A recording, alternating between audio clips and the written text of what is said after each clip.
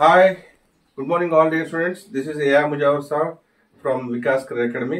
So ಆತ್ಮೀಯ ವಿದ್ಯಾರ್ಥಿಗಳೇ ನಾವು ಕೊನೆ ಕ್ಲಾಸ್ ಅಲ್ಲಿ ಡೈರೆಕ್ಟ್ ಅಂಡ್ ಇಂಡೈರೆಕ್ಟ್ ಸ್ಪೀಚ್ ಅನ್ನು ನೋಡ್ತಾ ಇದ್ವಿ. ಸೊ ಡೈರೆಕ್ಟ್ ಇಂಡೈರೆಕ್ಟ್ ಸ್ಪೀಚ್ ಅಲ್ಲಿ ಅಫರ್ಮೇಟಿವ್ ಸೆಂಟೆನ್ಸ್ ಮತ್ತೆ ಇಂಟ್ರೋಗೇಟಿವ್ ಸೆಂಟೆನ್ಸ್ ಅನ್ನ ಹೇಗೆ ಮಾಡಬೇಕು ಅನ್ನೋದನ್ನ ನಾವು ಕೊನೆ ಕ್ಲಾಸ್ ಅಲ್ಲಿ ನೋಡ್ತಾ ಇದ್ವಿ. ಇವತ್ತಿನ ಕ್ಲಾಸ್ ಅಲ್ಲಿ ಆಕ್ಟಿವ್ ವಾಯ್ಸ್ ಪ್ಯಾಸಿವ್ ವಾಯ್ಸ್ ಅನ್ನು ನೋಡೋಣ. Of course, active voice passive is also very important in written English and as well as spoken English. English ಅಲ್ಲಿ ಬರೀಬೇಕು ಅಥವಾ ಮಾತಾಡಬೇಕು ಗ್ರಾಮೆಟಿಕಲ್ ಆಗಿ ಅಂದ್ರೆ ವ್ಯಾಕರಣಬದ್ಧವಾಗಿ ಬರೀಬೇಕು ಮಾತಾಡಬೇಕಂದ್ರೆ ನಮಗೆ ಇದರ ಒಂದು ರೂಲ್ಸ್ ಗೊತ್ತಿರಲೇಬೇಕು, ಅದ್ರ ಜೊತೆಗೆ ಪ್ರಾಕ್ಟೀಸ್ ಇರಲೇಬೇಕು. So today we shall learn about active voice and passive voice.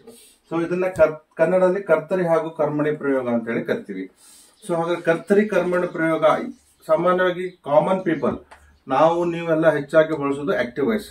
So ಹೇಗೆ ಬಳಸ್ತೀವಿ ಅಂತಂದ್ರೆ ಐ ಪ್ಲೇ ಕ್ರಿಕೆಟ್ ಅಂತೀವಿ, ಐ ಆಮ್ ಪ್ಲೇಯಿಂಗ್ ಕ್ರಿಕೆಟ್ ಅಂತೀವಿ, ಐ ಹ್ಯಾವ್ ಪ್ಲೇಡ್ ಕ್ರಿಕೆಟ್ ಅಂತೀವಿ, ಅಥವಾ ಐ ಡ್ರಿಂಕ್ ಟೀ ಅಂತೀವಿ, ಐ ಡ್ರಾಂಕ್ ಟೀ ಅಂತೀವಿ, ಐ ವಾಸ್ ಡ್ರಿಂಕಿಂಗ್ ಟೀ ಅಂತೀವಿ. ಈ ರೀತಿಯಾಗಿ ನಾವು ಸಾಮಾನ್ಯವಾಗಿ ಕಾಮನ್ ಪೀಪಲ್ ನಾವು ಆಕ್ಟಿವ್ ವಾಯ್ಸ್ ಅನ್ನ ಹೆಚ್ಚಾಗಿ ಬಳಸ್ತೀವಿ. ಆದ್ರೆ ಈ ಪ್ಯಾಸಿವ್ ವಾಯ್ಸ್ ಅನ್ನ ಇಬ್ರು ಜಾಸ್ತಿ ಬಳಸ್ತಾರೆ. ಒಂದು ಅಫ್ಕೋರ್ಸ್ ರಿಪೋರ್ಟರ್ಸ್ ಅಂದ್ರೆ ವರದಿಗಾರರು.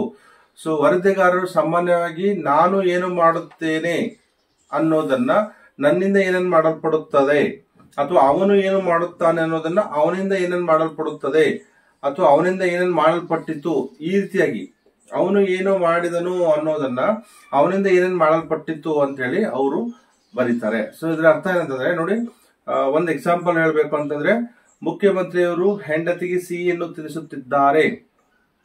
ಸೊ ಈ ವಾಕ್ಯವನ್ನ ಅವರು ತಮ್ಮ ಅಂದ್ರೆ ಪ್ಯಾಸಿವ್ ವಾಯ್ಸ್ ಅಲ್ಲಿ ಯಾವ ರೀತಿ ಬರೀತಾರೆ ಅಂದ್ರೆ ಸಿಹಿಯನ್ನ ಹೆಂಡತಿಗೆ ಮುಖ್ಯಮಂತ್ರಿಯವರಿಂದ ತಿನ್ನಿಸಲ್ಪಡುತ್ತಾ ಇದೆ.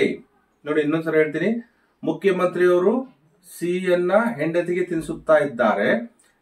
ಸೊ ಸಿಹಿಯನ್ನ ಹೆಂಡತಿಗೆ ಮುಖ್ಯಮಂತ್ರಿಯವರಿಂದ ತಿನ್ನಿಸಲ್ಪಡುತ್ತಾ ಇದೆ. ಇಲ್ಲಿ ಮುಖ್ಯಮಂತ್ರಿಯವರು ಏನು ಮಾಡುತ್ತಾ ಇದ್ದಾರೆ ಅಂತ ಹೇಳಿ ಬರೆಯುವುದಿಲ್ಲ, ಅವರು ಅದನ್ನ ಮುಖ್ಯಮಂತ್ರಿಯವರಿಂದ ಏನೇನ್ ಮಾಡಲ್ಪಡುತ್ತಾ ಇದೆ ಅಂತ ಹೇಳಿ ಅವರು ಮೆನ್ಷನ್ ಮಾಡ್ತಾರೆ ಅಥವಾ ಬರೀತಾರೆ. ಸೊ ಇದರ ಅರ್ಥ ಏನಪ್ಪಾ ಅಂದ್ರೆ ಅವರಿಂದ ಏನೇನ್ ಮಾಡಲ್ಪಡುತ್ತದೆ ಅನ್ನೋದು ಅದನ್ನ ಮೆನ್ಷನ್ ಮಾಡೋದೇ ಪ್ಯಾಸಿವ್ ವಾಯ್ಸ್ ಅಥವಾ ಅದನ್ನ ಹೇಳೋದೇ ಪ್ಯಾಸಿವ್ ವಾಯ್ಸ್. ಸೊ ಒಂದು ರಿಪೋರ್ಟರ್ಸ್ ಹೆಚ್ಚಾಗಿ ಬಳಸ್ತಾರೆ. ಇನ್ನೊಬ್ರು ಯಾರಪ್ಪ ಅಂದ್ರೆ ಸೈಂಟಿಸ್ಟ್. ಸೊ ಸೈಂಟಿಸ್ಟ್ ಯಾವ ರೀತಿ ಬಳಸ್ತಾರೆ ಅಂದ್ರೆ ನಾವು ಉಪಗ್ರಹವನ್ನು ಆಕಾಶಕ್ಕೆ ಹಾರಿಸಿದೆವು ಅನ್ನೋದನ್ನ ಉಪಗ್ರಹವನ್ನು ಆಕಾಶಕ್ಕೆ ನಮ್ಮಿಂದ ಹಾರಿಸಲ್ಪಟ್ಟಿತ್ತು. ಸೊ ನಾವು ಏನು ಮಾಡುತ್ತೇವೆ ಅಂತ ಹೇಳುವುದಿಲ್ಲ, ನಮ್ಮಿಂದ ಏನೇನು ಮಾಡಲ್ಪಡುತ್ತದೆ ಅನ್ನೋದನ್ನ ಅವರು ಹೇಳ್ತಾರೆ. ಅಂದ್ರೆ ಇದರ ಅರ್ಥ ಏನಂದ್ರೆ, ಸೊ ಇಲ್ಲಿ ಪ್ಯಾಸಿವ್ ವಾಯ್ಸ್ ಅಲ್ಲಿ ನಾವು ತಿಳ್ಕೋಬೇಕಾದ್ರೆ ನಾವು ಏನು ಮಾಡುತ್ತೇವೆ ಅನ್ನೋ ಬದಲಾಗಿ ನಮ್ಮಿಂದ ಏನೇನು ಮಾಡಲ್ಪಡುತ್ತದೆ. ಸೊ ಅವನು ಏನು ಮಾಡುತ್ತಾನೆ ಅನ್ನೋದನ್ನ ಅವನಿಂದ ಏನೇನು ಮಾಡಲ್ಪಡುತ್ತದೆ. So that is what passive voice. ಸಾಮಾನ್ಯವಾಗಿ ನಾವು ಕನ್ನಡದಲ್ಲಿ ಮಾತಾಡಬೇಕಾದಾಗ ಬರೆಯಲ್ಪಟ್ಟಿತ್ತು, ಓದಲ್ಪಟ್ಟಿತ್ತು, ಹೋಗಲ್ಪಟ್ಟಿತ್ತು, ನೋಡಲ್ಪಟ್ಟಿತ್ತು, ಸಾಮಾನ್ಯವಾಗಿ ನಮ್ಗೆ ಗೊತ್ತಿಲ್ಲ ಆದಾಗೆ ನಾವು ಪ್ಯಾಸಿವ್ ವಾಯ್ಸ್ ಅನ್ನ ಬಳಸ್ತಾ ಇರ್ತೀವಿ. ಸೊ ಆತ್ಮೀಯ ವಿದ್ಯಾರ್ಥಿಗಳು, ಇವತ್ತಿನ ತರಗತಿಯಲ್ಲಿ ನಾವು ಈ ಕರ್ತರಿ ಹಾಗೂ ಕರ್ಮಣಿ ಪ್ರಯೋಗವನ್ನ ನಾವು ನೋಡೋಣ. ಸೊ ಅದಕ್ಕಿಂತ ಮೊದಲು ಇಲ್ಲಿ ವಾಯ್ಸ್ ಅಂತಂದ್ರೆ ಮಾತು ಅಥವಾ ಧ್ವನಿ ಅಂತ ಹೇಳ್ತೀವಿ. ವಾಯ್ಸ್ ಅಫ್ಕೋರ್ಸ್ ಎರಡು ರೀತಿ ಧ್ವನಿ ಇರ್ತವೆ ಅಥವಾ ಮಾತು ಇರ್ತವೆ. ಒಂದು ಆಕ್ಟಿವ್ ವಾಯ್ಸ್ ಅಲ್ಲಿ ಹೇಳ್ಬೋದು, ಇನ್ನೊಂದು ಪ್ಯಾಸಿವ್ ವಾಯ್ಸ್ ಹೇಳ್ಬೋದು.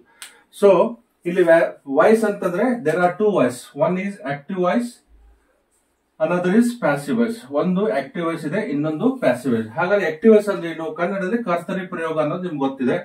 ಸೊ ಇದರ ಅರ್ಥ ಏನಪ್ಪಾ ಅಂದ್ರೆ tells us, active voice tells us what a person ಅಂದ್ರೆ ಒಂದು ವ್ಯಕ್ತಿ ಅಥವಾ ಆರ್ ಥಿಂಗ್ ಡಸ್, ಒಬ್ಬ ವ್ಯಕ್ತಿ ಅಥವಾ ವಸ್ತು ಏನು ಮಾಡುತ್ತದೆ.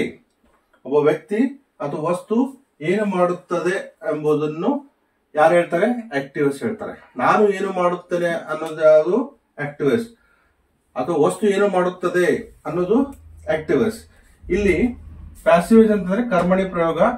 So tells us what is done to someone or something.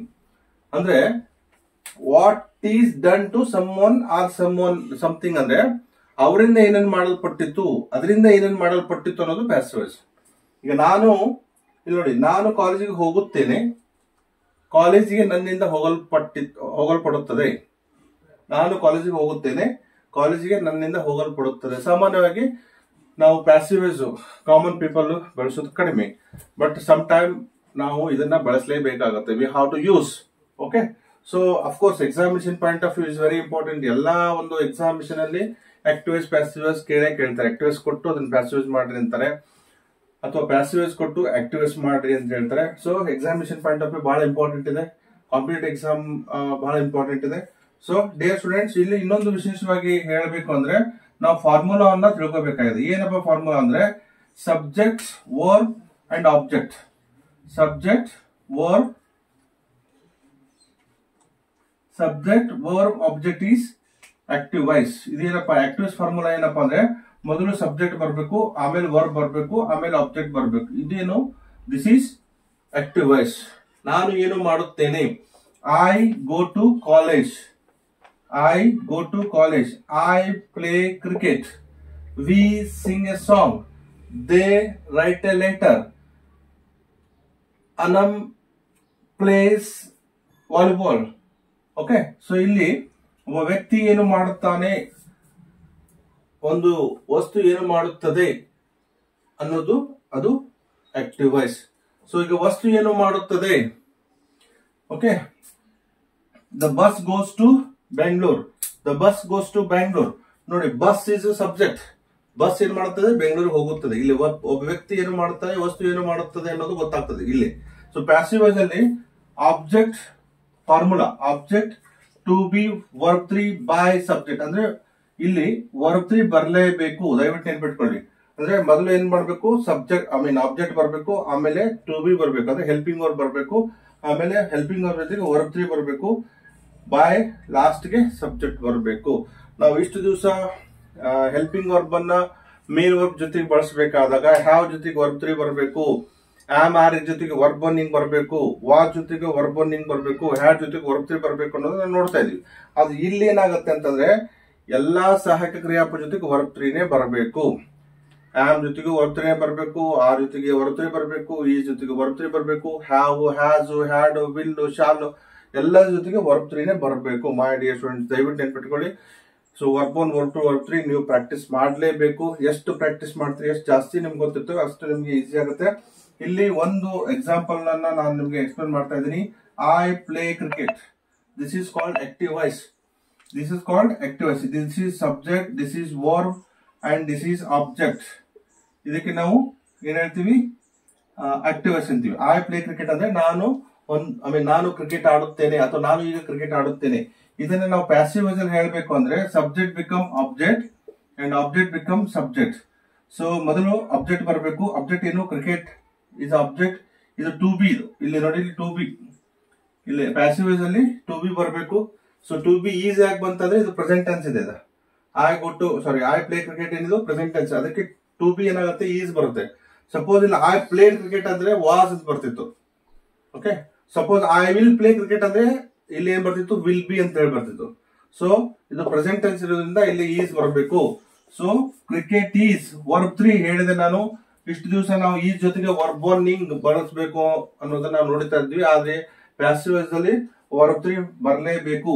Is played ಯಾರಿಂದ, ನನ್ನಿಂದ, ಬೈ ಮೀ.